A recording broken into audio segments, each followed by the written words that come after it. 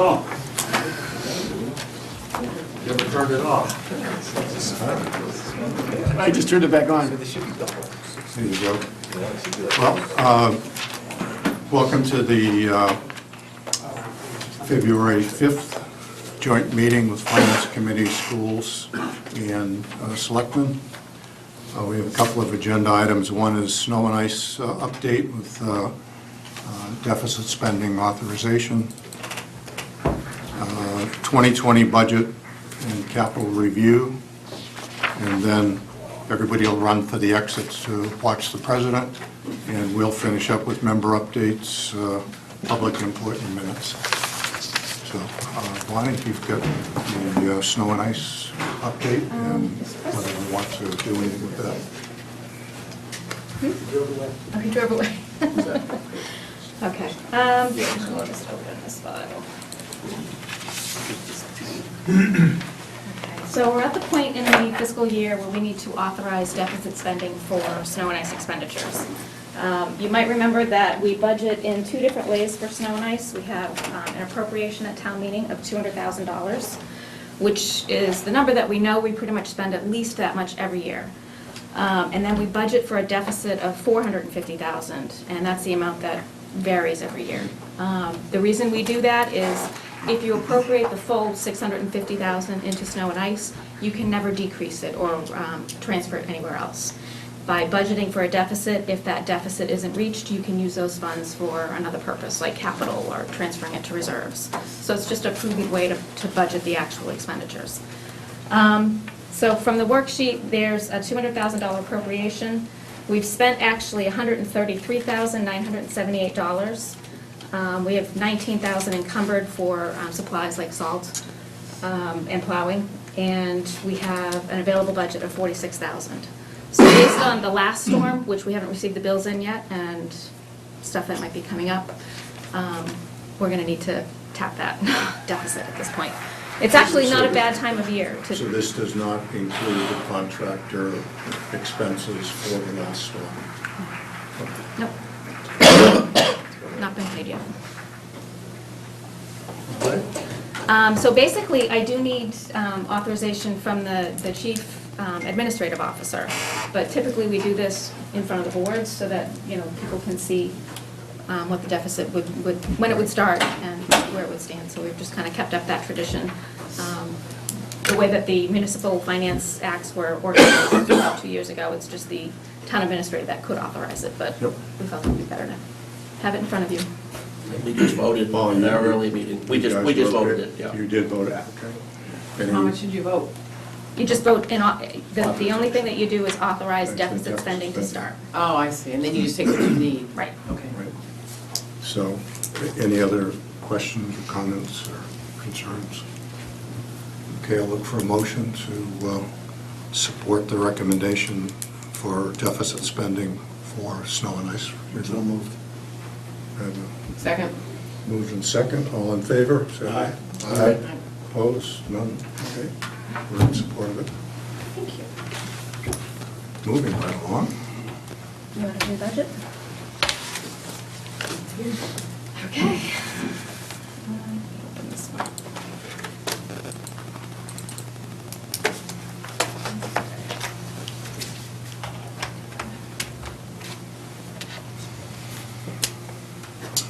I'll start with the budget update for fiscal 2020. I know I had sent this out to you yesterday. We had some recent updates in the last couple of days. We finally got the tech assessment figure, which was a little lower than I had anticipated, which was good. Based on student population, we're down about 5 students from the previous year. And we received House 1 budget numbers from the governor, which were not good. We actually went down a couple $1,000s in state aid, net state aid, year over year, which is typical for the last 5 or 6 years. I know we talked previously that we really need to apply some pressure at the state level for increases in Chapter 70 aid and local aid on the town side. Those have not been realized the last 5 or 6 years. So there's a good chunk of our budget that's flat or declining slightly as far as revenue goes. So I was a little disappointed in that, but. That's not Littleton specific, that's in general, the pot wasn't Yeah. as big, and so it gets spread the way it always does, Well, I is think what that they correct? do is they increase the, like, Chapter 78. So they increase the pot for Chapter 78, and that goes up a little bit, but then my assessments come in, and just as an example, my assessment for charter school tuition went up over $100,000. So whatever gains I got in one area were completely offset in another. And it's cherry sheet aid. It comes in on the same, direct deposit. Right. So they give it and then they take it away. And the charter school assessment is tied to Parker? students going to Parker. Correct. So is that a raise in number of kids going to Parker, or is it just Parker's more expensive to? I don't have the demographic data on, the number of students going into Parker. I just get We'd the, have to look at it. I mean, we haven't seen what we would consider a significant increase. Yeah, But, I mean, Parker doesn't charge, that's not how the model works. No, It's the I- way that the state is funding it, and it's the same funding mechanism for any charter school. right, but where we, I guess, we're in their sphere of influence.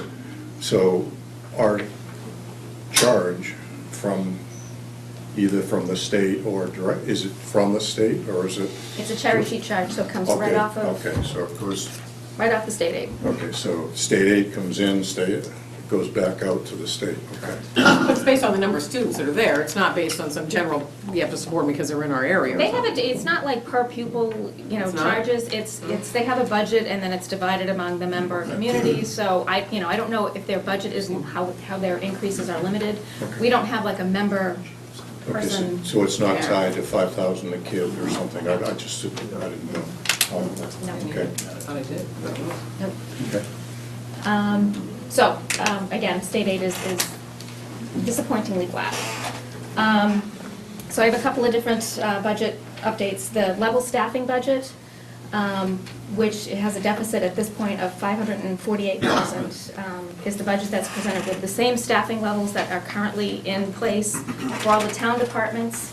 It includes any increases to support any steps or COLAs that are contractually obligated. And then the school budget is presented with $1.4 million increase. That was the amount that was requested on the January 5th Super Saturday hearing.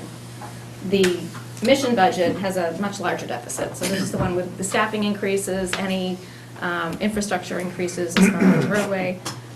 This has a deficit of $1,276,981. And again, it includes any staffing increases, which I've detailed a little bit further below. It includes fringe for any staffing increases, as well as any indirect costs. Based on our current projections, the town has an additional just over $2 million in available revenue. That's primarily from the levy and local receipts. It's about a 4.68% increase. That's what we call recurring revenue. So I have to present per the town code, the finance committee's budget for town meeting. So we have the working document that starts to prepare that budget. And based on conversations with Fred this week, I started to put some numbers together. The working draft that I have has a deficit of just shy of $300,000, $297,326. It's level staffing on the town side, so there's no increases for the SRO position, any of the other staffing requests that are in the operating budget. The school increase is programmed at just over $1 million, $1,025,136. We are going to need to follow this over the next 30 to 45 days. What's critical over that time period is there should be another iteration of the state budget, so we'll see if there's any changes in local aid. And our excise commitments are starting to come through now, so I'll be able to see if there's any significant changes, from last year to this year. I'm not anticipating any, but we just got one of them in, and it was pretty close to what it was last year, but there should be 2 or 3 more coming through in the next few months. Staffing increases, just as a reminder. There were a couple of staffing increases, 5 hours for the treasurer's office, the planning administrator, 5 hours, which is funded by an article. Highway, there was a laborer for the Parks Department. There was a seasonal laborer for the Cemetery Department, a summer hours person. Police department was looking for a school resource officer, and library was looking for some additional hours among the existing staff, totaling about $140,000 in staffing increases with about a $50,000 fringe. It's 200,000 basically. Correct. Also included in this, The change in town clerk, with assistant town clerk and. that's is that- in the level staffing. We've already incorporated that into Okay. the deficit that we're showing because we're enacting that this year, so it's part of the level staffing. I did keep the $25,000 appropriation for the TRED account, which is that tax relief for elder and disabled citizens. So that program, last year, we provided a total of $6,000 in assistance received by donations to 12 individuals. We're looking to do a little bit more marketing on this program and get it to the people that need it. It's a great program that benefits the people that truly need the assistance in providing some relief to their real estate taxes. And this was something that was talked about quite a bit at the selectmen's level, so we wanted to kind of keep that in there at this point. And they can get information from the Department of Elder and Human Services on that. Yep, and the assessors can direct them too. They can help them. The school reserves, we don't have the information yet on the full use of the school reserves. I know they're working on their budget presentation that shows the school choice, all of the other accounts, the revolving accounts that they have. And that is, pretty much it. I know that there'll be a lot of iterations, going through on the budget. But again, even with what I have here at level staffing on the town side, and the million appropriation on the school, I've got to work to close approximately $300,000 in deficit. I would note that we are seeing a little bit of a slowdown in the housing stock. Things are staying on the market a little bit longer, and some of the projects that are underway are kind of slowing down a little bit as far as, are they going to start phase 2? Maybe not right now, just because things are staying on the market a little bit longer. We don't have a whole lot on the horizon for commercial growth. And that, I mentioned at the classification hearing, is probably a little bit more troubling because, if the residential class is creeping up value-wise faster than the commercial, then shifting becomes more stressful. Any word on the hotel, or is that? Just from what Myron had told me, that, they were looking to plan one, but it's not in this, it's not in this cycle. Not even in the cycle yet, okay. They did make a presentation at our last meeting, so they're far enough along at the end, the design team was here, and they're planning, I don't know what their construction What schedule this is. cycle would be. They're not in permitting yet. Right, It's probably, okay, so it's probably 2 years out by time right. And when design we, built and then gets on the tax roll cycle. when we forecast growth, it's based on what is up and, in place as of January 1st of No, a given I year. understand that, that's what I'm saying. It's just really thinking in terms of when there might be some town revenue. It's 2 years out, 2 budget years out, yeah. Okay. So that's where I stand at this point with the operating budget, as far as changes go. Okay. Mike or Paul, or any input, comments, whatever? We are where we are. First, Looking at the level staffing, level service model, we appreciate the fact that the $1.4 million increases accurately reflect what we presented back in January. This is an interesting presentation. In all the years that we've done this, we've always had 2 models, the level staffing, level service model, and the mission model, and now we get 3 models. And the third model is a new one, but it's really reflective of what was given to us when we thought we were going to have this joint meeting a few weeks ago. And we objected, the school committee did, to that model because the way, the methodology for coming up with the $1 million increase is nothing we ever talked about or agreed to between the Board of Selectmen and the Fincom. It seems like it came out of nowhere. The basis for determining that that's the jump-off point wasn't something we got to have input on, and we don't think it's representative of what we're trying to do when we present the level service, level staffing budget model, which is what we've always done. Yes, there's a significant deficit there, and we've always used that model to close the deficit. There was always the model that seemed like it was okay to work with. We always seem to get in balance, and we go to town meeting. So we're a little frustrated that now we've decided without any input from the school committee. We're going to add a third model and use that as the one that we're going to work towards closing the deficit, and ignore the fact that we presented the $1.4 million level service level staffing increase. So that's where we are right now.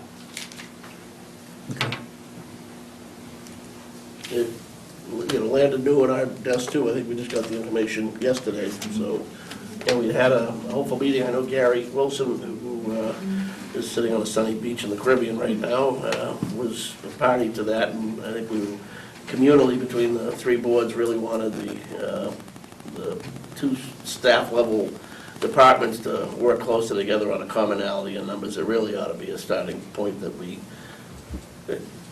inconceivable that we can't agree on what the starting numbers ought to be, and I thought we were at that place. Well, And then I have just Yeah, one okay. piece here, is the additional staffing request budget number doesn't reflect the $330,000 of additional staffing that was included in our presentation. We had the required services budget, and then we had identified 5 positions that are not reflected in the spreadsheet that was sent out that indicated the additional staffing request. Yeah, we were still going through the staffing spreadsheets when I was drafting this, so we've since kind of met with Steve Mark and, That's not the one That's we're not the referring one. to. We're talking about on January 1st, when we talked about, after we got done talking about the level service staffing, level service level staffing increase that we felt was required, which is that $1.4 million number. Sorry, I printed this back out, but I double-sided it.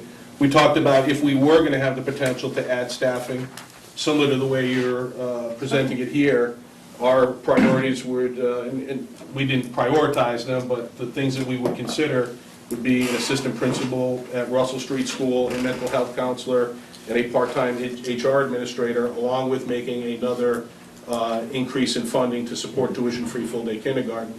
So that we would expect to be reflected in the mission budget. I will add that.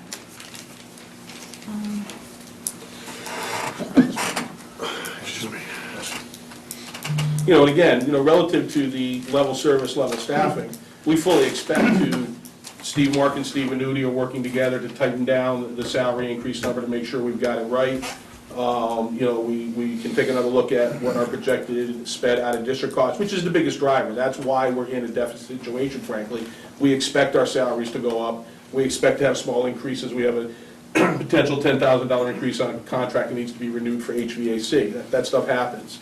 The amount that caught us by surprise and really can't plan for it because we don't know exactly what's going to happen until the kids actually get in district and get put through the process to determine exactly what level of service is required for them. But when they go out of district, and we presented on that January 5th meeting, that our number of kids that are actually receiving out-of-district services is actually going to go down from 2019 to 2020. Unfortunately, some of the kids are going to require significant services. Right. So, that's the number we need to work towards. And just not acknowledging that and just saying, well, we'll just start with $1 million, it's like, that's not a realistic way to go. It's not $1 million, it's $1.4 million. We can work to see if that's exactly right, and I expect that on the town side, they're going to continue to look at the revenue numbers and some of the other numbers. That's what we've always done, that's been the process. And we're perfectly happy to get together and work that process, but it's got to be off that number right there. We can't start at $1 million and expect you're going to go down from there. That already puts us on the school side in a $400,000 hole with still a deficit to close. And then conceivably it's going to go down even more. That's not Well, appropriate. it's a $400,000 hole, assuming you add all the heads that you were talking about adding. No. If you look at the level service, level staffing amount, we're looking, the number that was put in there by Bonnie is a $1.4 million increase in school spending. If you look at that third model that was created, the new one, it's $1 million. That's a $400,000 delta.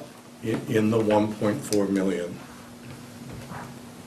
as I recall, you had the assistant principal. Nope. So those are over and above the 1.4. Yeah, the $1.4 million, which we presented, it's about $550,000 in salary increases, $636,000 in sped out of district, $50,000 in case transportation increases, $150,000 to support what we've already gone towards tuition-free full-day kindergarten, and a projected $10,000 increase in our HVAC contract.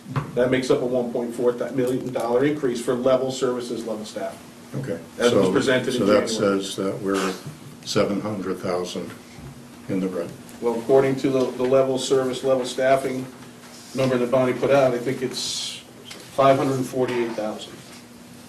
That's the deficit that the town faces right now with all of the increases on the school side and the other town departments. In what chunk of it, Mike, again, was the sped increase? $600,000. That's the problem we haven't had to deal with in a few years. It's back to bite us. It seems like.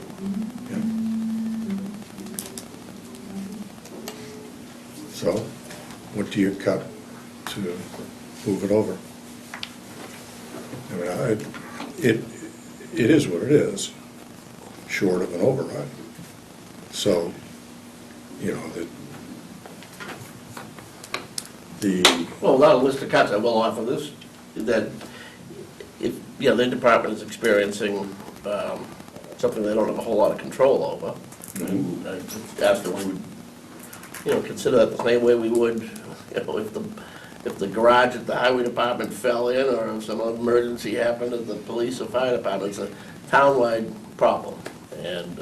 well, in SPED was specifically the reason why years ago we started building reserves in the school department. That was the singular reason that we did that. So that, because what was happening was the SPED number would go up during the year uncontrollably, and come May and special town meeting, we'd end up having to fund overruns in the school because of SPED. So properly, that is the right place to start, so I assume, what do you guys I mean, anticipate? of that $636,000 increase in FY '20, $347,000 of that we're realizing right now in FY '19. Yeah. And we're meeting it with those reserves that we've built up over the years. Right. And we're not asking for an increase in the appropriation in FY '19. We're able to address that. Right.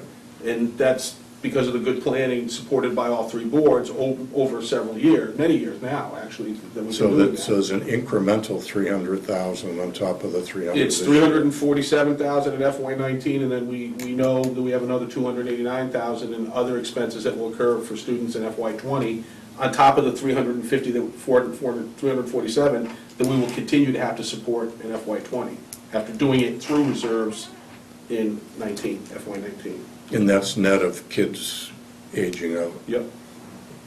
What's the status of the reserves now? So, Heading into the fiscal. we're dealing with that through the school choice account, and right now, we started FY '19 with about $1.3 million in that account. We knew we were gonna spend some of it before we had these increases, supporting the tuition-free full-day kindergarten, a couple other things.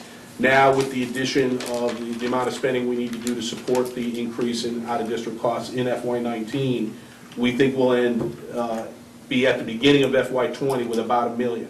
So we'll be down 300,000, but it's still $1 million. It's still a good number.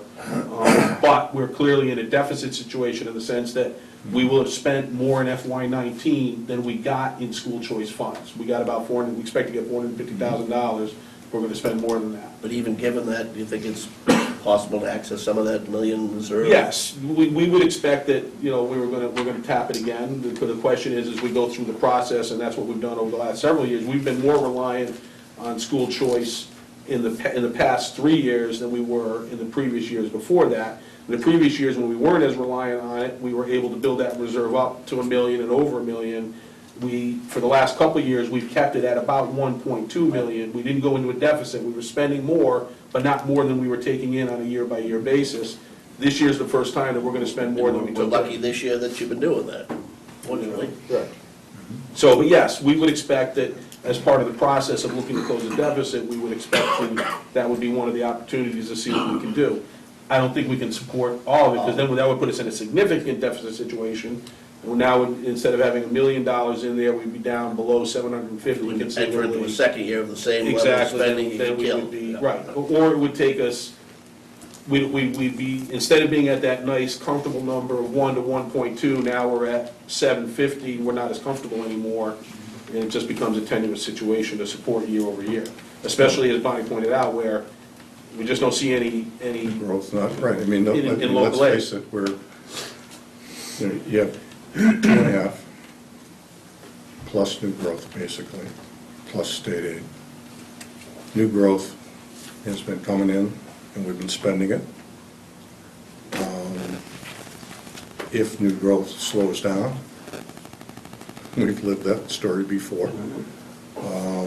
And I mean, the numbers are what they are. We can put in a $700,000 deficit versus the $500,000, whatever that deficit adds up to. It's not going to change it at the end of the day. No, It but just our memories are, maybe mine is different, but at this stage of the game, a $700,000 deficit is not wholly unusual. What, a couple months out from... It's the worst case scenario that's been brought, this, put the mission budget aside for a minute, that's a really bad case scenario, that's $1.2 million. We're talking about a $548,000 deficit in the level service, level staffing budget. And that is a large number, but to Paul's point, we've seen that number before, and we've closed it. You know, by hook or by crook, it gets closed. Anybody else? We gotta figure out a way to close it.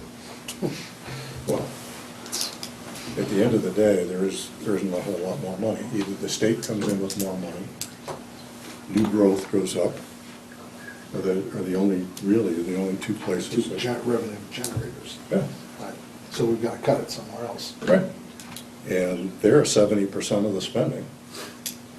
So in order to give the 70% side more, you gotta take it out of the 30% side.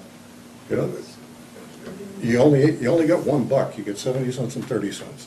I mean, in the simplest sense, in the simplest terms.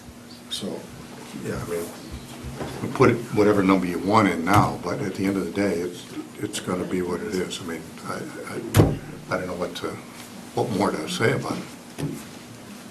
Well, like I said, I'll have more information over the next, few weeks. I've got to meet with the assessors again. I met with them already, the building inspector, the assessors, to go through where we are now, but things kind of heat up a little bit typically in the spring, so I'll be able to get fine-tuned numbers over the next few weeks, and our excise commitments will And come we'll in, but I'm not expecting any big... We'll share them with the selectmen and the school Right, I committee. think he's I mean, we'll share the data with you. I mean, you'll know what the numbers Like are. Bonnie said, I know Steve Mark and Steve Manuzzi are working, so there could be more information coming out. The number always moves, hopefully Right. moving in our favor. But I've been thinking this and actually saying it for the last couple of years, is that the new growth curve just can't continue at the rate that we've been fortunate as a town to have over the last several years. We've been spending it, so. But Mike, understanding that you don't want to eat too much into the reserves, but that you want to put some of it in the plate, understood. How does that jive with the requests in the mission budget for some of the other services, like the I mean, at this point... kindergarten or new positions? Right, I mean, the tuition-free full-day kindergarten is something that we've been supporting through school choice and would continue to be something, we wouldn't go backwards. We're not gonna, be willing to do that. But in terms of adding new staff, we've been able to add some staff year by year, as we have on the town side, because of the new growth curve that we've all been taking advantage of. My guess is, at this point, we're not even considering, like, when we discussing priorities of a school resource officer versus an assistant principal versus a mental health counselor, it's just an academic exercise at this point, because the reality of the situation is, I personally don't see how that can You're not happen. gonna get any. Unless Charlie Baker and You're not the obviously speaker and/or anticipating a president. scenario where you're drawing on reserves and then still implementing new No, positions? not this year. You know, we've done that in the past couple of years because we felt like we didn't want that reserve to get too big. That's poor planning as well. Right. And we did know we had some new growth coming. We could move that stuff from school choice into the appropriated budget, which we're able to do year by year. Yeah. The only thing we haven't been able to do is that tuition-free full-day kindergarten phase-in. That's where, you know, we're struggling right now. But in terms of other things, right now, I would say, you know, we haven't had a full discussion about this because we've been waiting for this meeting and this process, but we have a school committee on Thursday, and that'll probably be part of the budget update is that realization. the discussion about that. Prioritizing things. Yeah. Or, you know, just realizing that until we can address this, we might not want to need to worry about it. Right. You know? No, so it really comes down to what the assessors and Mr. Baker does on the revenue side, and then I don't know where else we can squeeze, to be perfectly honest with you. On the town side, we're not adding any headcount at this point, right? No, and we're fully absorbing in this year the staffing increases that we've added the past few, so, you know, we've seen some. The same as Mike is doing, so, Right. yeah, so, okay. So is one of the things, just so I understand, so, I mean, during the year, like you just said, sometimes you have extra money, so you can hire more people because you see it's coming, you see it's needed. But in terms of the budgeting process, what gets missed there is, now they're part of your fixed base, that we have to go up and up and up, but hiring those people is not part of the We discussion. haven't hired right? anybody we haven't added headcount that we didn't talk about during the budget process. We have not done Okay, that. that's not what, I thought you said something else just recently. No. Okay. What we've done is, we've said, we can't afford to add the assistant principal at Shaker Lane, which we did through the appropriation, because it just wasn't there, but we felt we had enough in our school choice account to support that, and we did. And now we're gonna move that towards being supported by the appropriated budget, will no longer be supported by school choice. That lets that school, takes the pressure off school choice, and we're fine. But now that's part of the, Yeah, but That is is part part of of the the run rate budget. right, But but as that's Bonnie just- said, that's, you know, that's how you do it. We talked about it in public session, and it was part of these meetings too. The strategy's always been on the table. But you're right, that, you know, just like the clerk's office, making that change. Everything's If you been, get that's the level ratchet- staffing, but the level keeps It going up, even recreates though the we say level. we're not, right? Yeah, resets it. Yeah, Reestablishes that level. Okay. just gives more understanding to the numbers and why we get here, that's all. It's not- Okay. Well, let's don't do that. Do you want to go to capital? So when, I know you're not all that interested, but when do you think you'll have enough to be able to get back together, at least with a next best guess? I would say give me 2 weeks, and then we can come back with an update. Okay, well, we're scheduled for the 12th, which is next week, which is too tight probably. That's a little tight, yeah. Tight, and then March 5th. You be gone? I'll be on vacation, I'll be in Jamaica. Can you I can't. get Steve or somebody to cover for you and with the numbers on the 5th? Selectmen meeting's on the 25th. We do this meeting at the next Board of Selectmen's meeting. Cool. Yeah. I'm sorry? We have a selectmen meeting on the 25th, you could come Okay, join well, us then. yeah, that's fine, whoever wants to. February 25th? Okay. We have room on the agenda, obviously, Anthony, do we? Yes, we do. Okay, so if we could just put that on first, we'll do a joint update. That should be fine, and right? then- We don't have any hearings or anything, right? Okay, so do that right out of the chutes and, okay. Does that work for you, Bonnie? Works for me. Okay. Capital? Yeah, thanks, great. Yeah. So the capital plan this year, we have available $2,212,082 exactly to spend on capital, and that's from both a combination use of free cash and accumulated retired debt service in accordance with our financial policies. It's been this, $2 million range for the past few years. It would have been closer to a $3 million range, but we took the fire station debt and the alumni field debt inside the levy and used some of that, that debt service, that retired debt service to fund new debt. So again, I have $2.2 million available. Under our policies, at least 1% of anything that we spend on capital needs to be appropriated to capital stabilization. So for this exercise, if you spent the full amount on capital, and you don't have to, but you could, you have to put at least $22,000 into capital stabilization. So what I did is I went through the listing of capital items, just to start. This is my draft. You know, we can modify this as we go along. Mike, you got copied on this, right? So it's sorted by department. So under the Selectmen's department, we have $100,000 for continued work on addressing space needs. And we have $100,000 for the MS4 permit requirements. That's a continuation of funding. Previously on that $100,000 for the MS4 permits, that came from Clean Lakes funding. They committed to doing that for 3 years. I did ask if they would do it for 4, and they reminded me that they had only committed for 3, so. So that falls to the town to fund at this point. I did include the planning board articles that are requested for the master plan implementation issues. That include update the housing production plan, $50,000, $65,000 for the Great Road Corridor Study, $50,000 for infrastructure within and connections in the common. And then I get to the PMBC. Hang on just a second Hey, can we here. talk about that What is planning it? board stuff for a minute? Didn't we allocate funds already for that? So is this another step in it? I think it's another step. I think we allocated some consulting services for the common, but it didn't reference infrastructure and common revitalization. That's 100, that's 110. Was there another line above that? So we have a total of 165. And we've already allocated a couple hundred, right? Yeah, we do funding every year for this, so there have been previous articles for this. Okay.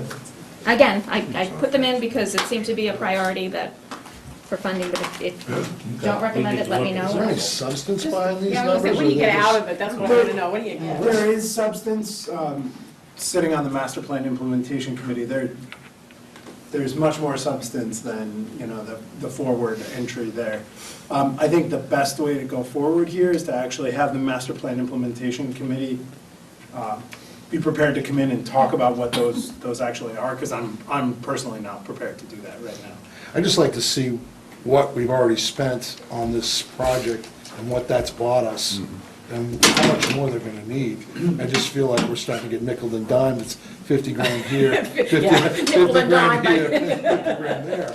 But, you know, just come at us with it all at once. I Get mean, it broadly done. speaking, the structure has been that the money that's been spent, the $50,000 that's been spent, was to go through the evaluation of the alternatives in terms of what zoning options exist, what redevelopment options exist, choose a path forward. And that's sort of where we are, is that the path forward has been chosen. I'm not, like I said, not totally comfortable describing each one of these line items, but most of those now look at, okay, now that the path forward has been identified, how do we implement those? And that includes, you know, writing zoning regs around form-based zoning. That involves some of the work down Great Road Corridor to tie the whole thing together. So we've got, I But think, to some work Greg's to do. point, if we say this is $115,000, 165. anybody have any idea what it's going to be over the next 3 years? Is it 100,000 a year? Is it another $500,000? Is it, I have no clue.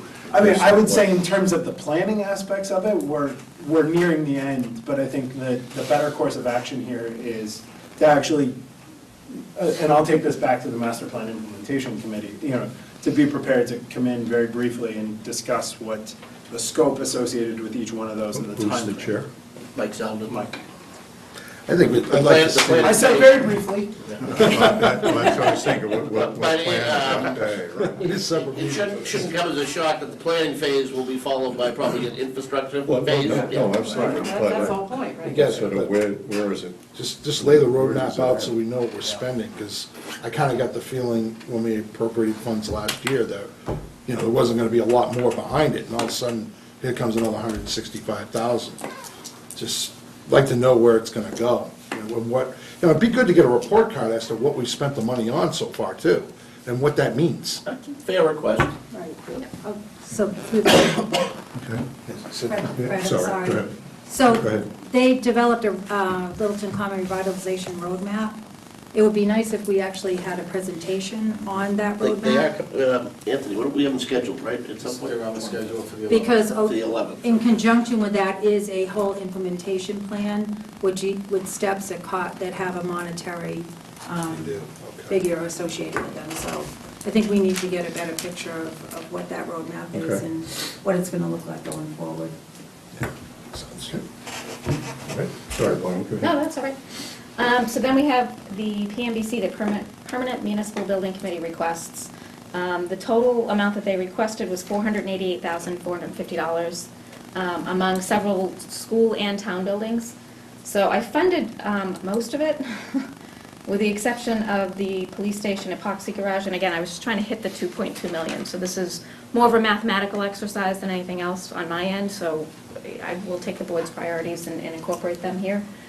They include the high school painting for interior finishes, high school windows, 100 windows replacement, part 2 of 2. High school doors, this is the second half of the project. Shaker Lane window shades, again, the second half of the project, that's already been started. Russell Street pavers, part 1 of 3. Schools HVAC ducting and insulation, part 2 of 3. Highway roof replacement, phase 2, so we're doing phase 1 now. And the Houghton building, the building envelope and interior finish, Have we paid this high school off yet? close. When? 2023? 23. And we're replacing windows. I think Shaker Lane's 20, Okay. they're like right next to each other, Shaker Lane and, right? Those are both before my time. Yeah. Look at this. Just hold that thought, we'll pay the high school off, then we'll take care of it. So the Houghton building, the police station, water infiltration at the perimeter, so for the building envelope. I didn't include the epoxy, just because, again, I was trying to hit I the guess this is a question for Steve, but was it a design flaw that caused that? I know we were talking about it, although it's Saturday when we had our Saturday meeting, but Contractor problem, right? Which one? It was the Garage actual. floor? The police station garage floor, is that what you're talking Oh, about? no, that's No, not the the- roof. It's the envelope. Roof. building Exterior. envelope. Yeah. okay. yeah. All right. And the seal coating and restriping of the parking lot. And again, those are based on PMBC requests. I'm not sure if anything else from PMBC. I think we'd want to probably take those two back to make sure, because there was some discussion from the police about the damage, you know, about the floor, and whether we evaluate whether we want to do the floor or the, what's more critical, the floor or the parking lot piece there. I think that probably needs a discussion that Right. includes the police chief. Yep. Let the chief with comment that. on it before we, yeah, absolutely. I have a quick question. Go ahead, sorry, Go ahead, Chuck. I'm gonna ask. Look at you. So just, Alphonse and painting, Gaston. painting is something that can be done pretty easily by the prisoners, frankly. And they help a lot of municipalities by doing painting. Now, whether that can be done in a school building, I'm not sure, but I would assume that would be done over the summer. It might be something that we could look into having either Middlesex County or Yep. Massachusetts, just an opportunity for some savings. Instead of $50,000, we might be able to get away with. Yeah, good. Good thought. That's We're right. closing the gap, I like it. That's right in my wheelhouse, that's the, you are well, they've done any number of. I know Anthony, that that's your bailiwick, your old bailiwick. On the town of Stoneham, they, every couple of years, the prisoners come in and paint the entire Stoneham Marina. And it's short money, relatively speaking, versus having a contract come in with a prevailing wage and everything else. So who would drive that? Go back to PMBC? Who would drive something like that to look into that and make that happen? Specifically Steve Moore. Because he's not here. He's not here. I do PMBC. have a question, Bonnie. I know we discussed the roof replacement on the highway there. This is phase 2. How much was phase 1? I don't recall what that was. It was approximately the same. So we're just splitting it up over I'll 2 split it over years. 2 years. Okay. Thank you. No problem. The next grouping is police.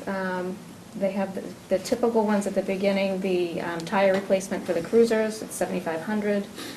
The radio maintenance contract, again, this protects about $1.2 million in infrastructure, so it's worth the investment to spend, $20,000 to cover that. We have an admin vehicle replacement at $48,000. We have a cruiser replacement at $65,000. And then there was a request for carpet replacement. I didn't fund it in this scenario again, just because I don't have enough funding for everything. Is that one cruiser? One cruiser. One, yes. Fully outfitted. Yes, all it's accoutrement. with the equipment and the technology. I will say that I know the chief worked on the tire number. He used his neighbor right across the street, and he gave them an opportunity to bid on it and created some savings. I'm sure it wasn't Yeah. hundreds of thousands. Any but port in the savings. storm, right? Closing the gap. Right. The fire department, we have the request for the protective turnout gear replacement. This we do every year. It's 6 sets of turnout gear so that we keep the gear up to date rather than replacing it all at once. Major. What do we do with the old gear? It has a shelf life. It can only be used for 10 years. After that, it's not, we're not permitted to wear it any longer per NFPA, and it's discarded. Not Actually, it's museum? passed on to Well, explorers. But we replace it every 6 years, so it's still got 4-year life. What do you do with it? Explorers. We replace it every 10. We're doing 6 sets a year. Oh, 6 sets, I'm Yes. sorry. Yeah. Yes. Major equipment and repair, this is their article to make repairs to their major apparatus and equipment. So it'll cover any of the, ladder truck, rescue engines, the ambulances, for any major repairs. Hose replacement, again, this is kind of an annual appropriation, so it enables the department to purchase replacement hose for each pump over the next 3 years, to prevent the risk of failure. Good question there, probably for the chief. If we're buying a new piece of equipment, I'm assuming it's fully outfitted with all new hose and all that kind of stuff, so is that? It is not. It is not? Okay, No. thank you. There is a request for a utility trailer for $5,000, used to be able to transport the ATV that was grant procured in the past year, to access, conservation properties or any other town property for brush fires. That's at $5,000. And then the last one is the ambulance, to replace the 2012 ambulance that has 90,000 miles. That's a $350,000 item. Any questions there? Bonnie, under the fire department, was there a request by the volunteer corps for equipment Training. and training? I don't see one here. There was not one submitted. I'm sorry, Joe, what was your question? I think. Under the fire department, I thought the volunteer corps, Mhm. the group, they had made a request for training and was something that was supposed to be included in the budget. Now I can't remember. Alex McCurdy brought that. Well, That was in the, that's in the that was in operating the budget. operating budget. It is. It's in the It's office. there? Yes. It was in Capital. under mission, I believe. Okay, the mission, okay, Thank you. gotcha. Thanks. Bonnie, the $350,000 of the ambulance, is that out of capital? Yes. What happened to our ambulance replacement fund? So the last 3 ambulances, we've been purchasing out of capital funds. We haven't used ambulance receipts in years. I've been here too long, right? Yeah. What we use the ambulance receipts for is a budget offset. All right. So we just kind of repurpose what we use them for. Let's see, so who's, all right. So then we go to Public Works. And we've got, again, the typical ones that we use, 20,000 for major equipment and vehicle repairs. We have a request, this is a larger one, for replacement of a 1992 dump truck. It's a large, Mack, six-wheel dump truck at $251,000. $72,000 to replace a 2004 one-ton dump truck with a 550. $42,000 to replace a 2011 Chevy 2500. And then I stopped the funding there. There are two requests below that. One is $800,000 to build a 4,000 square foot addition off the back of the current highway barn for storage, and one for $650,000 for replacement of sidewalks and curb at the high school. Have you guys talked with the water commissioners at all on, now we're sort of squatting on some space that used to be the light department, so sort of a shed that hangs off the side of one of their buildings. That we took stuff out of the Whitcomb Ave building. Okay. And moved it up there. And it's my understanding that this 4,000 square feet is to replace the decrepit building that was torn down or about to be torn down up on Whitcomb. Does the water department or light department have space that we could continue to use for another year or 2 years? I don't think or we whatever? fully explored that. anybody- We negotiated that we'd be able to use that space until we were able to recreate space. Okay, so they're not expecting that we do that this I year? think they are expecting it, and they would probably use the word squatting, but when we negotiated this with them, the understanding was that we would have access to that until such time. Open, a little open-ended, and they've never got back to us formally with any eviction notice. They're gonna get grumpy at some point, but it's not yet. Okay, but it's really between you guys and the water commissioners. It shouldn't be between Chris and Nick. I mean, they shouldn't be in a contest over it. It should be between you I don't think we guys. were ever presented this proposal. I think the expansion came about before the Whitcomb Ave trade, if you will. It may have, I don't know. That was on the capital I request. saw it in context, one iteration before this, on this list, that's all. Right, as I recall, I don't remember it.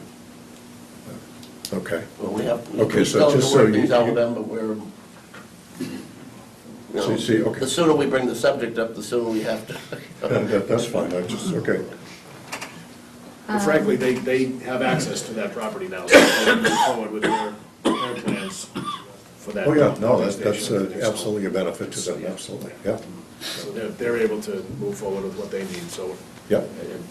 a small token is to house with a roof the equipment that was inside of that barn. The next item is $20,000 requested for major repairs and maintenance to the sports fields.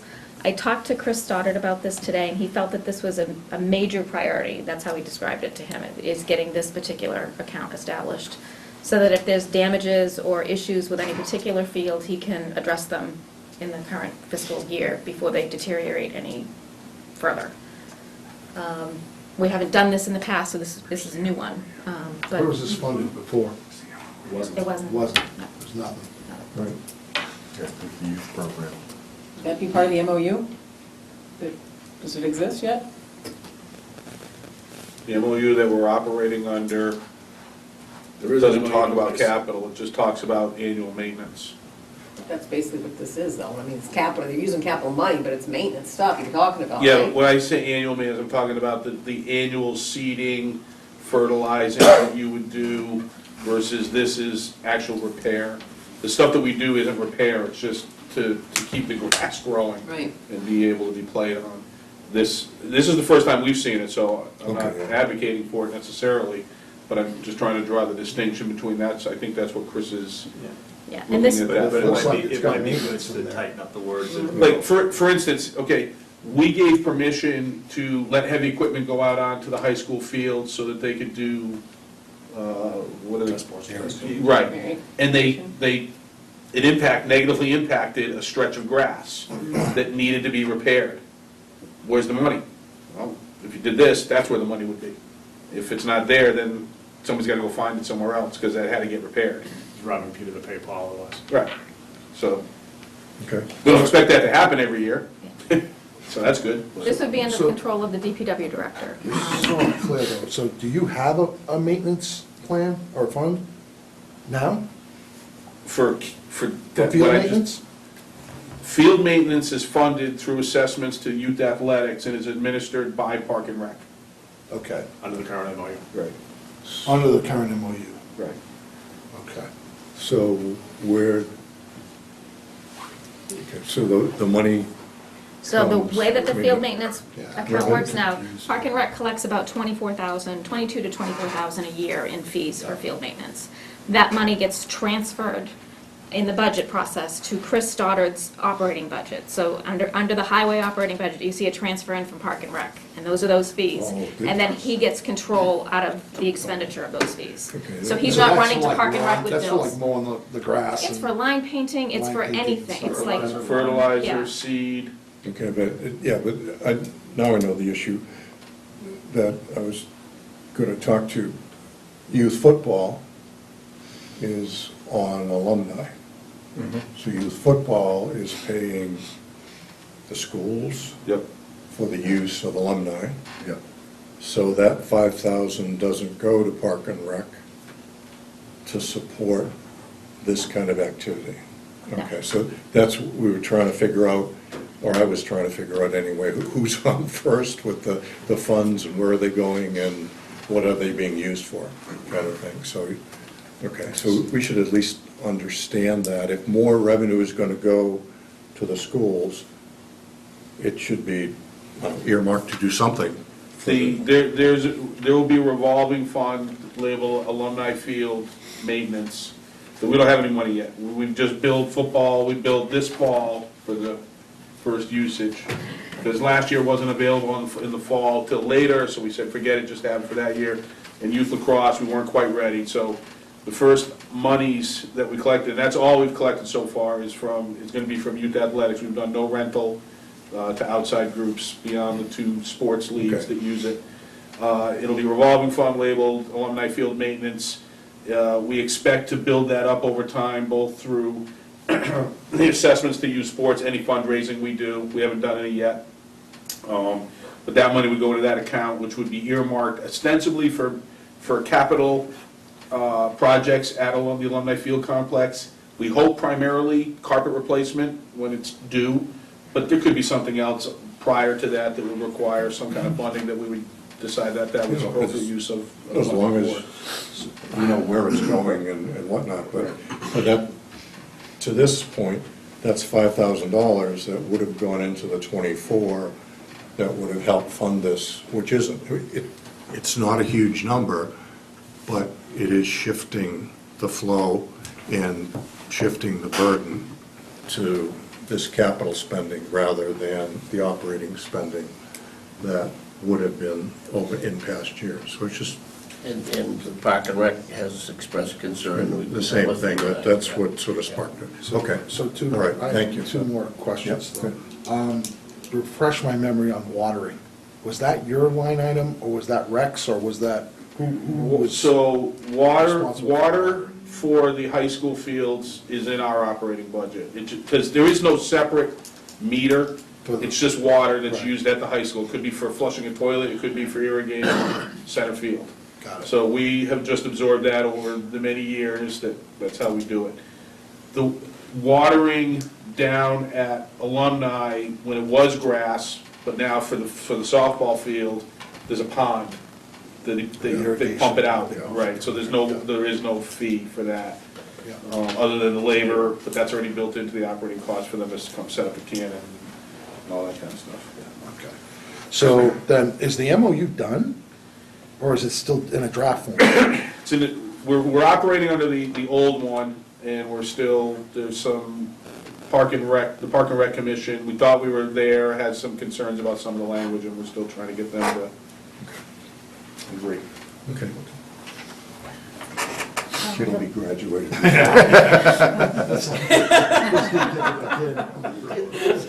It's in a race with the Munis implementation. Yeah, we can't account for Sorry, way it. before that. Okay, great.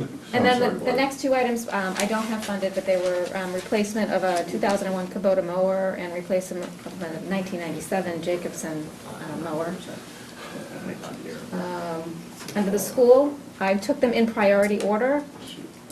So the first one is $135,000 for technology, computers, infrastructure, equipment, teacher and student computers.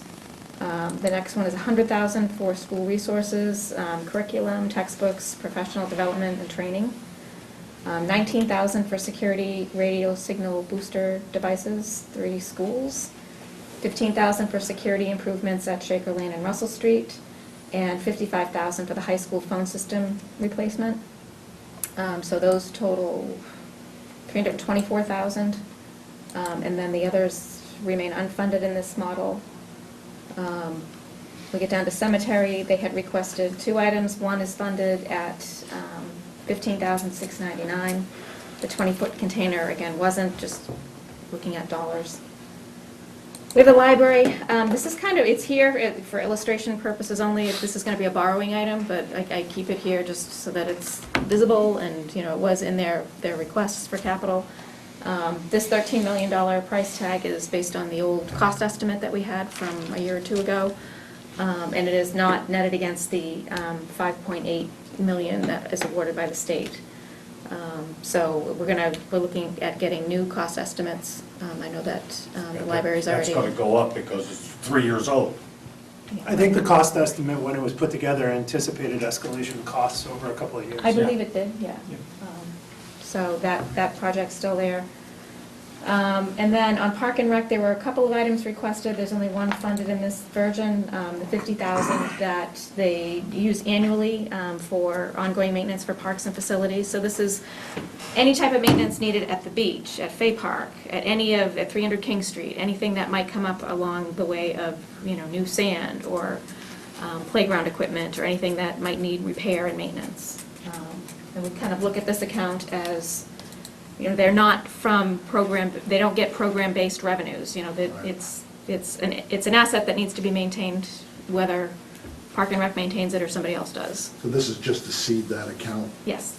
and then we'll monitor it to see if do it it's the every- right yeah. number or the wrong number. Yep. They did make other requests, you know, for a dock at Long Lake, creating a parking lot for use at Fay Park, and $1 million for a request for a new fields creation, specifically parcel A in the Cooper Farm Estates. There was some discussion at the hearing about, you know, whether parcel A was the correct parcel or would B be better, and I know that they're still working through those issues. And I believe that they're also going to be talking to CPC to see if there's some opportunity for CPC funding on any of those items. So there might be some change there. Again, so that's the scenario there. Well, I just addressed that parcel A thing, if I may, that's in the deed. So that was designated as recreation, whereas B was the agricultural, and then there was a property which was deemed as agricultural. So it would have to be something that we'd have to, in all likelihood, the town meeting, change the deed and that kind of. Bonnie mentioned just a moment ago, the library, probably as good a time as any to get into the subject. Next Monday night, I think we have presentations from both the Space Needs Committee, which will show us hopefully next steps with probably the senior center, possibilities. And then we also, the same night, have library in, and be very mindful that these 2 items have, a range of costs associated with them. Low end on the, council on aging can be anywhere from 3 to, who knows, what, 7, 10. We don't really know yet, the architect coming in. Library pieces, we just see the town's piece of the library project will be about $7 million. We are very mindful of hearing people that either support one project or the other. or both, but are also in possession of their January tax bills and wonder what we can do to pay for these without doing an override. So, Bonnie was helpful as a resource, but I asked Anthony to work using, numbers that Bonnie provided to see what possibilities were there. If we go forward with those two projects, can we indeed do them through borrowing, staying consistent with our past practices? And there's a memo suggesting that we can do it. It's not magic. It comes at, the expense of, in competition directly with some of these other capital items, but we can do it without getting our rate of debt to budget out of whack with what's been going on for the range of the past 10 years, between 8 and 17. I think it brings it up to about 10.2% as opposed to about 9 right now, or 9.2 to 10.2, something like that.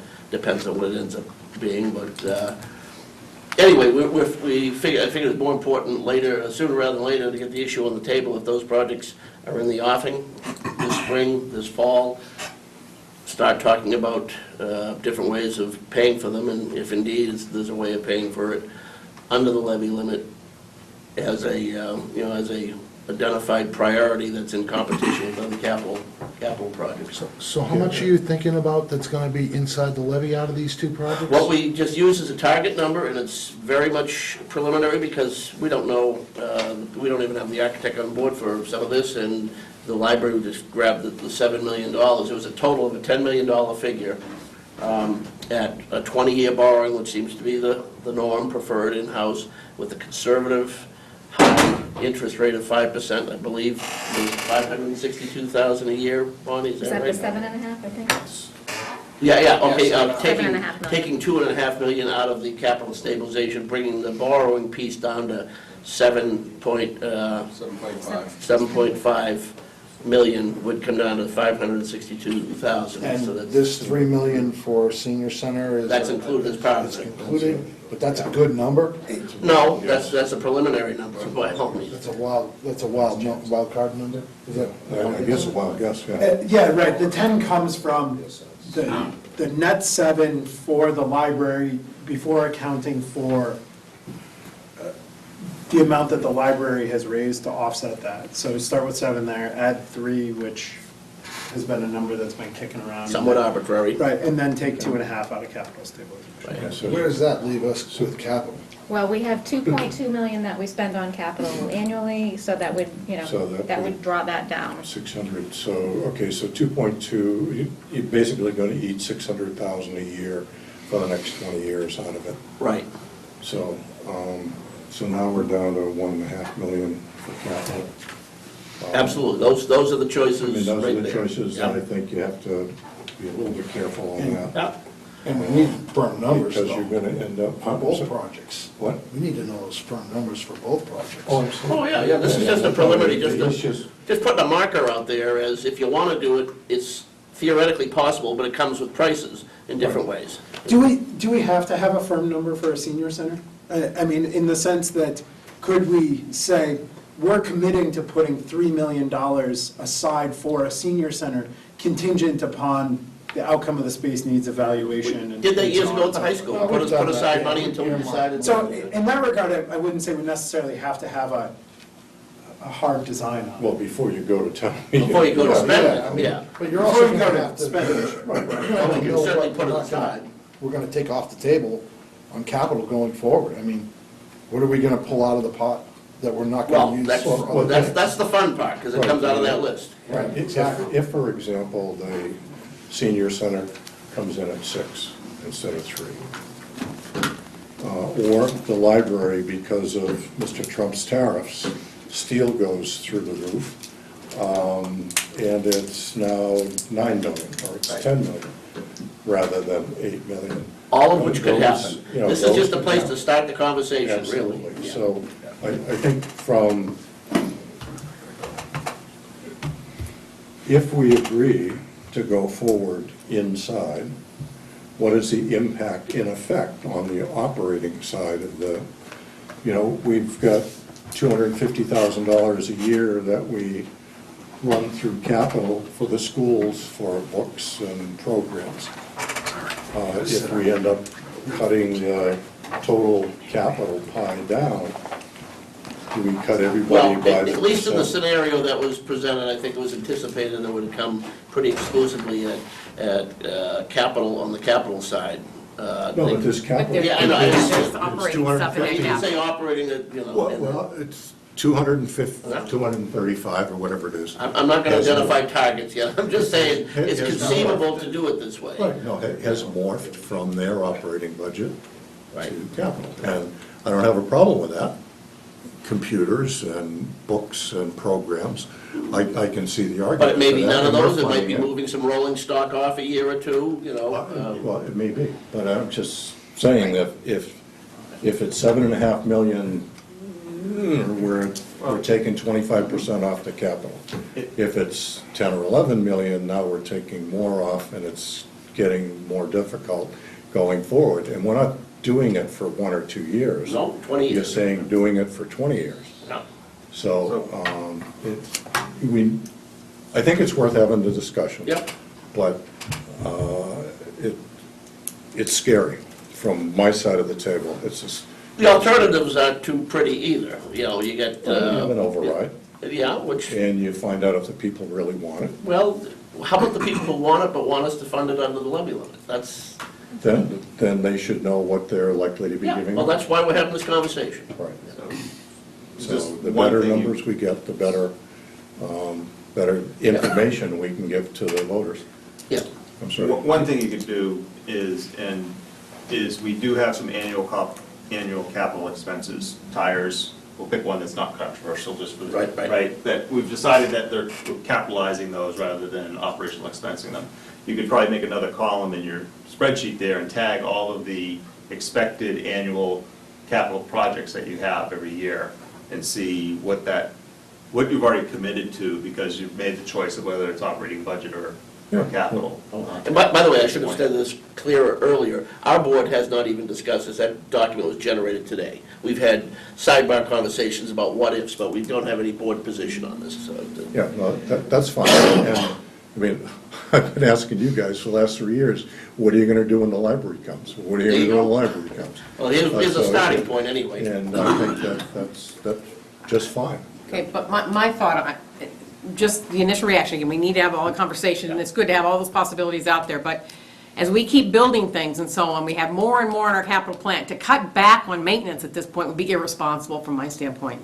And I would really have a hard time justifying that, taking more money out of capital when we're building more assets that we're now not going to have the money to maintain. Because we've been down there before, and it cost us many times over. So I just throw that out there as a part of the conversation. I can't dispute that, but I don't know how many times I've heard since January people saying, I love a new library, I see the need for a senior center, but if it involves tax increases, I'm gonna be voting no against it. And if we have an opportunity to give them a choice otherwise, I think it's incumbent on us to at least explore it and put it out on the Yeah, table. but who wouldn't want something if they view it as free? I mean, It's not free. I know, but that's what you're saying. No. I want it, I don't want to No, pay it's for not it. free, it's out of the first $10,000 of taxes they pay. Yeah, Okay, right. it's not about, you know, Right. it's not free. Right, Yeah. but it's our responsibility to make sure that we're using their money wisely, make That's- sure we're not making. And if these are priorities, then then they should be on the table with everything else. Yeah, Mark? Anyway. You had your- No, thank you. Mark Reinbacher, Hartwell Avenue, I'm a library trustee. From the library's perspective, we were planning to come to May and ask for between 1 and 1.5 million-ish so that we could do the next step in the library, basically doing everything up to the bid process, so the design funds. The number is based on the cost estimate. That number of 1 to 1.5 is based on the cost estimate we got when we submitted the grant. It's being tuned by PMBC now, or will be in the process of being tuned by PMBC, so by May we'll know exactly what that number is. That number will give us a firmer number in October for how much the library would really cost, whether it's the $13 million that we're saying now, or if it's 14 or 15 or 12 or whatever, right? We'll know that in October based on that number. So we were asking, regardless of the number, regardless of this inside or outside the levy from, let's just call it $1.5 million for now until we know the number. We wanted that number in May. From the library's perspective, we would prefer that it's not an override in May, regardless of whether it's an override in October, because it's just simpler, right? So that's where we're at, and, you know, we'll leave the whole funding of the senior center and the library, you know, how it gets funded inside, outside, all the rest of the discussion. Do we know what the timing is in the library? Like, when they say, yeah, you're at the top of the list now, you're gonna get it, I mean, do we know when that happens, or is it just, is it depending on other towns and what they do? So we are the next one on the list. We expect to get the money in July. What we're contingent on right now is the governor and the legislature putting money into the bond, which they typically, for the next fiscal year. If they put money into the bond, there will be enough money to cover us. I believe there's enough room in the current bond to fund like 2 or 3 more libraries, right? And since we're number 1 on the list, we'll get the money. If we're further down the list, our bets are off. They have to do a new bond. But you know it's July, they're not gonna, in March, they can't say, or So- somebody's gonna say, okay, now you got 6 months from 3 libraries today. were funded last year. One of them, I believe, has been voted up. The other 2 have been granted extensions because they haven't. So basically, once the state awards the money, you have 6 months to do it, Yep. or your next town meeting, right? So if your next town meeting falls outside of the 6 months, you can ask for an extension. So 2 libraries have asked for an extension, and they have an extension till somewhere like in April. So I have a hard time believing that at the end of April, they're going to say, you have to go now, and we'd have to go in May, because there would be no time to prepare. So we're fully expecting the money in July. So we would like to be able to, you know, hit the ground running with this $1.5 million to do all the professional services work up front. So in October, we can come and say, we know it's supposed to cost this based on the numbers that are today's numbers, rather than, the numbers we have, that the $13.1 million is in 2020 dollars as prepared in 2017. So, you know, take them, you know, the estimate, the increases with whatever they're worth, right? Okay. And one second, Joe, I have one more question, I'll come to you. And your expectation on the senior center, which... We're getting an update on Monday, so starring in the television. I defer to one of my 2 colleagues who serve and chair that committee, Chuck, if you timing or... Well, I saw you starring on TV and up on Great Road there. So are you, in terms of timing, are you trying to jam something into May, or are you saying, okay, we want to get the process started and we're coming back in October or November, or what? You know. I know we're getting an update on Monday, and I don't know whether they want to prelude it now or not, but We're gonna present it to the Board of Selectmen. We have an OPM on board right now. The Space Needs Working Group has an OPM on board. We had bids open today, Today, yes. 1 o'clock, Before. with architects and/or engineers to give us, basically what we looked at was, we had the lead report, was really the only document that we had to go on. I think everybody kind of agreed that the lead report came up a little bit short, didn't really quantify our next step. So we tried to qualify those numbers. That's what our objective is right now, to qualify those numbers and give them a task to give us more tangible solutions to our space needs. And one that is high on the priority list is in fact the senior center. And we'll be presenting to the Board of Selectmen. If the Board of Selectmen says, yeah, move forward with it and do something. then we may well be looking at... Whether it's at 255 Great Road, which is, it's in front of us right now, it's commercially available, so, could go under agreement tomorrow, we don't know. We're not in negotiations with the property owner at 255 Great Road, so that is, I can speak for myself personally.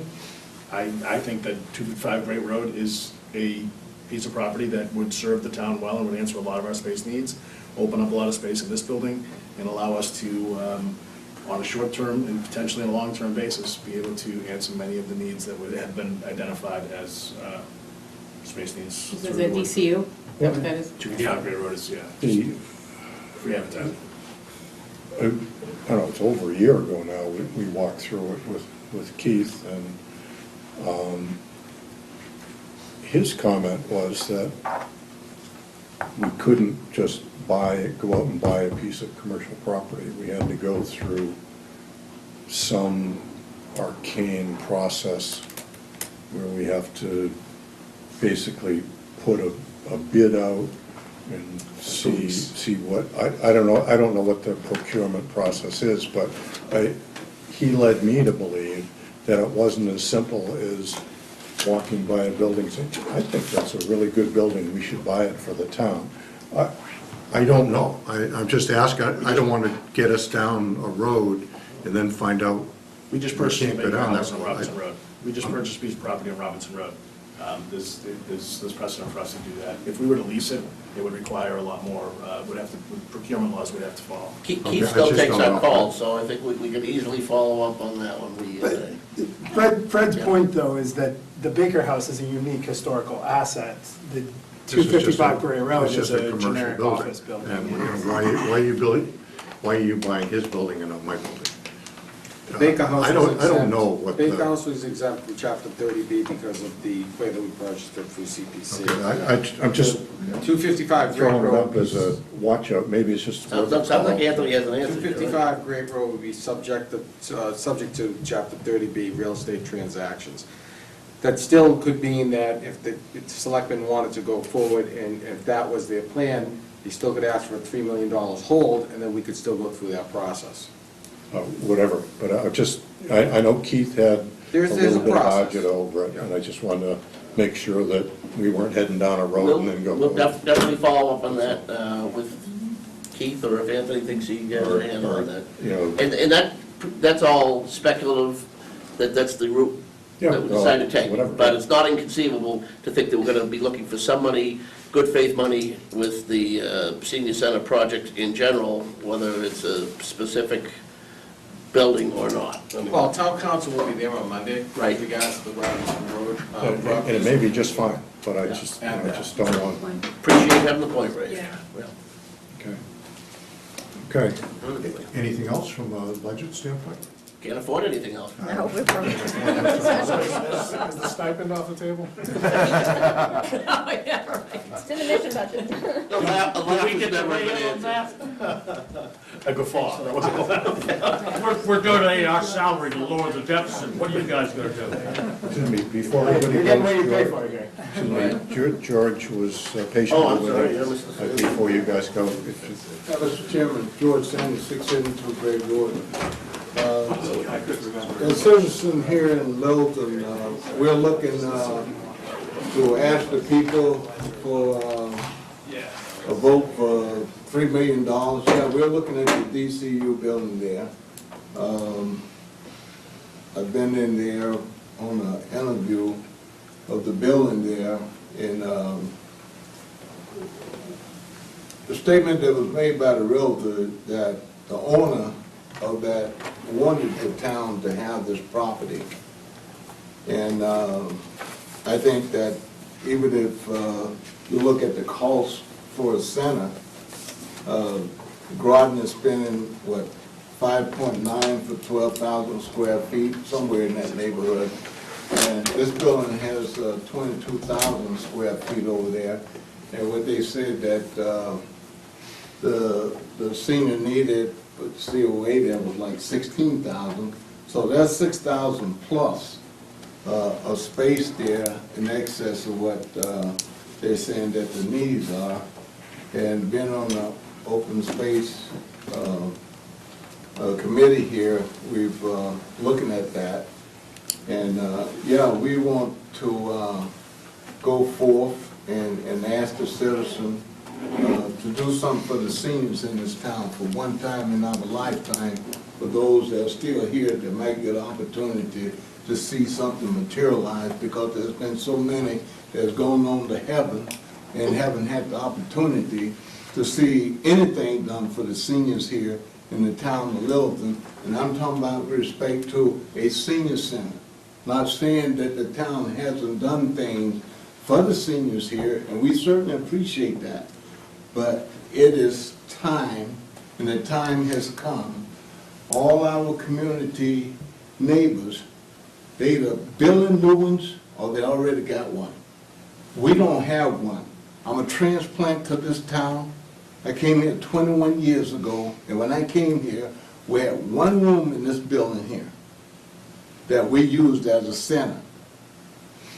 With the conservation getting upset if we left the chairs in a certain way in the room, until they read the first renovation here, they end up moving conservation and they gave us that room. So we have 2 rooms. I don't count the great room because the great room is everybody, so you have to compete to get in there to get anything done. And the Friends has been doing a lot in this town in trying to help get a center here.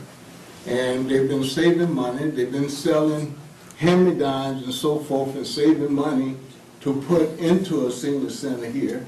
And there's no reason why I see that the town of Littleton needs to step up to the plate. I've heard different individuals that's been on the selectmen board said, yeah, you know, see, I heard a lot of talk.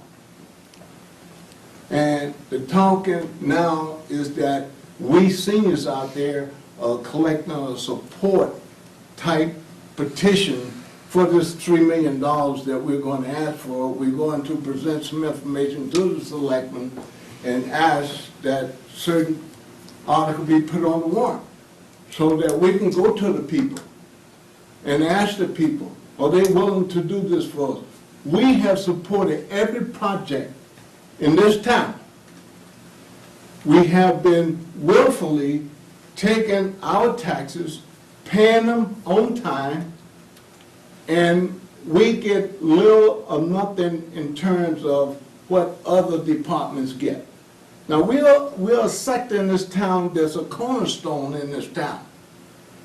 And we need to step up and speak up. And this year, we're going to step up and we're going to speak up and we're going to tell the officials of this town what we would like to be presented to the people of this town.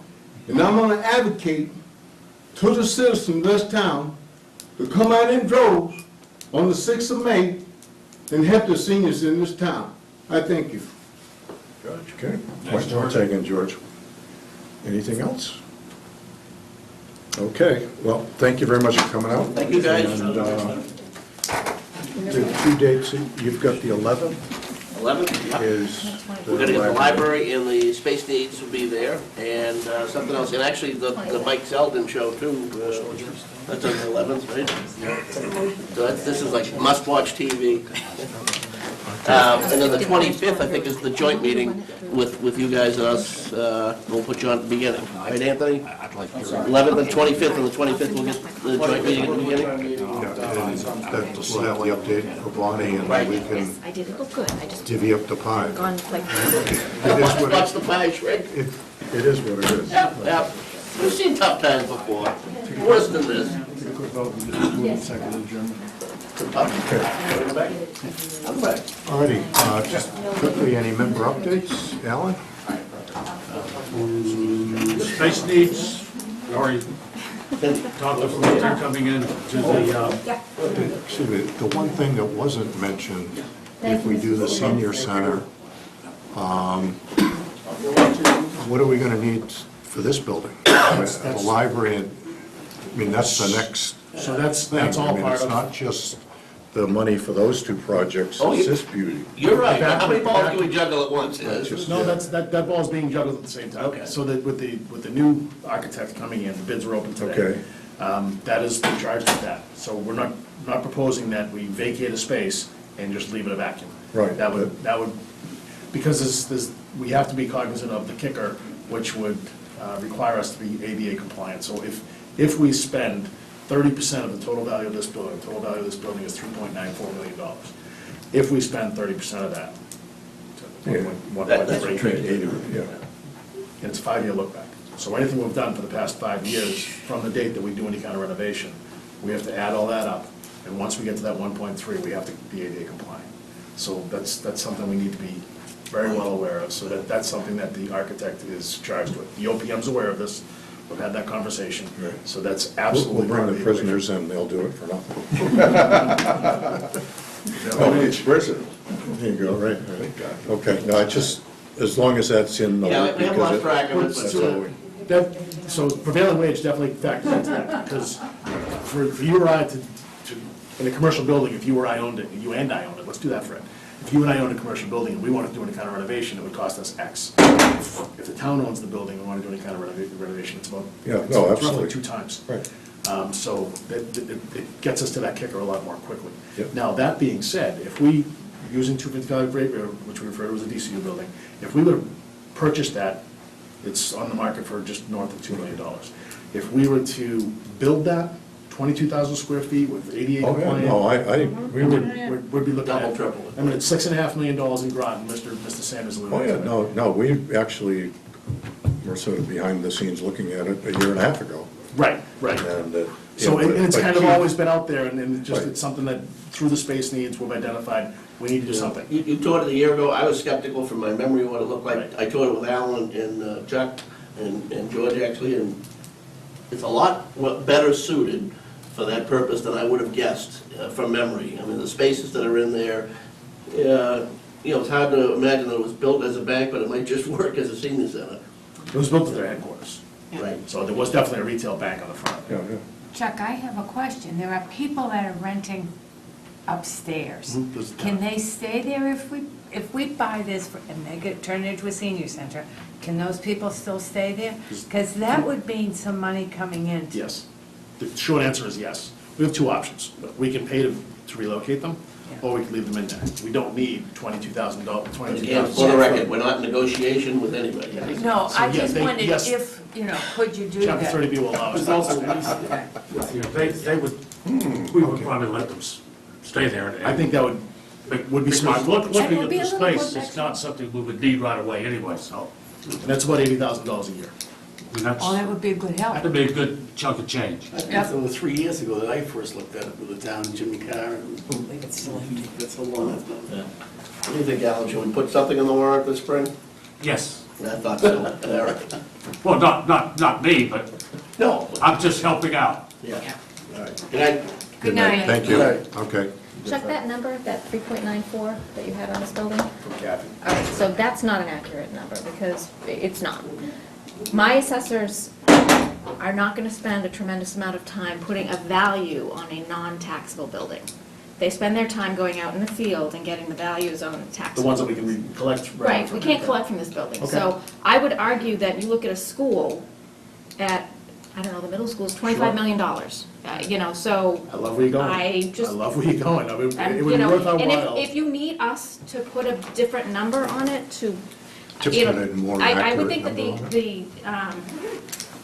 the designer that you're procuring now would be able to say, we're gonna do, evaluation on it based on market, and market's gonna be very different than That's a assessed. great point, Bonnie. Hadn't looked at it that way. So- I asked Kathy what the number was, and that was the number Yeah, she gave me. that's a good idea. That's a great idea. That It would expands actually- that window. We don't spend time valuing this, it doesn't, there's no point. We've got funds allocated to us that we could even hire Right, an outside appraiser to say, What's what the is the value? value of this building? Yeah, what would it cost to rebuild it? Right. Yeah. and the other thing I would ask is, the building addresses are different for the library versus town hall and here. So if you're looking at work done by, I don't know, parse it up by value if it works better that way, and then what have we done over there for improvements? I don't So know. this is considered one piece. It's one? Yeah, so if we, Okay. let's assume that the library went forward and they vacated, and we decided to go in and Yep, make renovations. they look at the whole, It would be a third of the entire. Okay. Yeah, so Just- okay. yeah, if there were a firewall between each. we Yeah, might be but the able to make that value, argument. that 3.9, that's not right at all. Awesome. Great. That's the best. That takes way to put it. away one real concern, that's the ADA compliant. Absolutely, requirement. yeah, because that is a very real concern, because $1.3 million is Nothing. do that It's a real fast. concern. We've Depends probably already spent. what the use of the building's gonna be, because if it really is gonna be a public use building, then some of that ADA compliance should be there. I mean- Right, not that I'm trying to duck that, So, but, yeah, so it's, but things have changed. I You mean, know. we've got 2 elevators in this building. Yeah, Consider the whole building. We've Yeah. got 2 elevators in it. Right. They can't put a stretcher in it, so they don't I see. comply. Oh, Right, okay, So, okay. and there's little nuanced Yeah, yeah, things yeah, like right, that right, that right. we would need to Clearly want zero things to clearance. be, you want a wheelchair to be able to come in and get around here and so on. We want that. So anyway, as I was, so say, the space needs, we've heard a lot from Chuck tonight about that. His issue with the senior center is part of the space needs operation. We were charged to look at short-term methods of alleviating space problems and long-term methods. DCU building or something like that fits both those criteria. And being totally objective, you jumped on the senior center. Well, hey, it came up at our meeting. Not a problem. No, anyway, Honestly, the initial conversation relative to the 255 Gray Road was any number of uses. You know, there is the bank that is set up as a bank, so we foresaw, well, maybe anybody that has to face a customer, anybody that collects money, we could leave that set up that way, we wouldn't have to build that out. You know, so we thought of it in many number of ways, and Bonnie, you've been in it, and Yeah. there's been conversations with many staff Yeah. to look at the possibility of moving town offices over there, or just trying to figure out how highest and best use for us as a community, as a town as a whole. And I think the senior center is the highest and best use for Well, I it. think there are two things. One is get the best numbers we can on the library. Yeah. And obviously, you know, George's 3 million is, it is what it is. It's a swag. Yeah, well, you- it's a start, but it's not the end of all things. Well, but Because that plan would be purchase the building and do the planning for renovation, whatever needs to be done to the DCU building for renovation, within that $3 million envelope. Right, but now, you know, is it likely to be another 2 million? So now it's 5 million. Yeah, it's- On I'm not top of gonna- maybe 8 or 9 million. Now we're talking 12 to 14 million. It slides that big number, Inside. yeah. Plus what's needed here to make this workable again, right? Plus whatever this is. Yes, So let's not just die the death of 1,000 cuts here, that's all. No, absolutely. And I mean, frankly, I think that if we were to purchase the DCU building, the structure, it's in good shape. And there's, you know, we can put up walls and whatnot, but again, prevailing wage, the number's gonna add up fast. So we need to get very good numbers on that. As far as the vacated space here, if the seniors vacated the space that they have here, I hate to say paint and paper, but we could reuse that space with very minimal cosmetic improvements. Absolutely. Because Park and Rec would be the obvious use. And all And that. they're always looking for classroom space. And that's the only thing we have up here. So in all likelihood, that's what it would be. It would be paint, paper, carpets, paper, because anybody even paper anymore. Oh, and the other thing, and it's a bit of a nit, is we're adding another municipal building to the sewer system. That's not gonna be somebody else buying into the sewer Right. system. So. But under that same vein, it would add value to the building for the town. I mean, you can look at it both ways. Right now, prior to, it's very underutilized right now, and we are realizing somewhere around $50,000 in tax revenue from 255 Great Road. I think the high number was 77,000. 73, yeah. 73, okay. So, and they got that abated Yeah, because but it's 50. only 25% of the building's being occupied right now. So, we would lose that. Right, well, you don't, okay, you don't lose it. What happens is it goes, the rest of the taxpayers pay it. Correct. It's chump change across the rest of the tax base. But if a commercial building goes to municipal, the value goes across everybody else. Correct. So We all buy a Tom piece will of it. pay $5 and I'll pay 6 cents. But, you know, I mean, that's the math, that's how it works. Yeah, we all And, buy it essentially. You know, you get another building on the sewer system, it's another hookup. You know, Another It's building to just a maintain. little bit on every place you turn.